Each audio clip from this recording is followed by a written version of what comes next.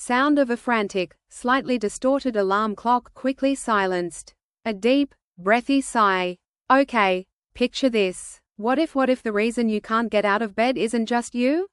What if it's the actual bed, actively, subtly sabotaging your day? Like, it's got a secret agenda to keep you there. Slight chuckle, then a more serious tone. Sounds wild, right? But that's kind of what we're talking about today. Not literally beds, but systems. Systems that without you even realizing it can make getting by feel like you're fighting a really comfy, really well-funded mattress. Music shifts slightly, becoming more reflective. We're diving into the world of Miss Caroline Poon. Now, Caroline's dealing with the Department for Work and Pensions, specifically the Personal Independence Payment or PIP. And her story, it's not just about a missed appointment. It's about what happens when your actual life gets in the way of a bureaucratic process. She was supposed to have this consultation, right? On the 27th of August, 2025. But she couldn't make it. And the reasons why, they're not simple. It's not like she just overslept.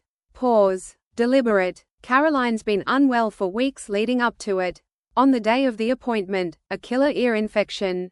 Couldn't even think about traveling. But it goes deeper. She's been experiencing really serious health issues since her second COVID vaccine. Persistent pain, hair loss, just this crushing fatigue, like daily tasks become Herculean efforts.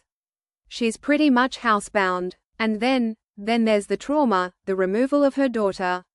Imagine that. The stress, the anxiety, it's intensified everything. She doesn't feel safe going out alone. No support network. And trying to contact the DWP to reschedule, impossible. She was overwhelmed. No working phone, no one to help.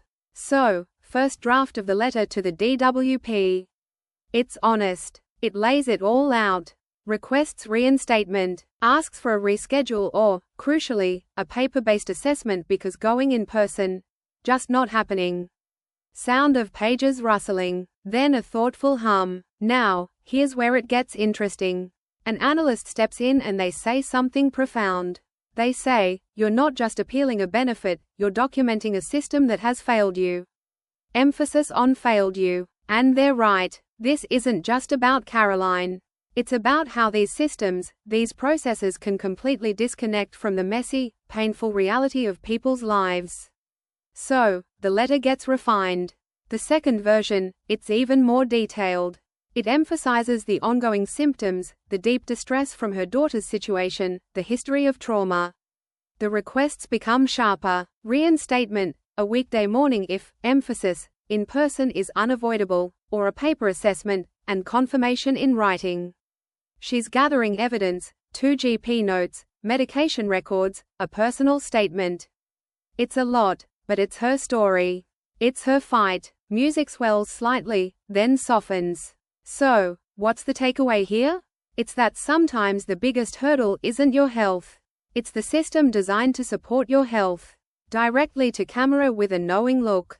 What if the problem isn't you being unable to cope, but the system being unable to see you? Quick fade to black.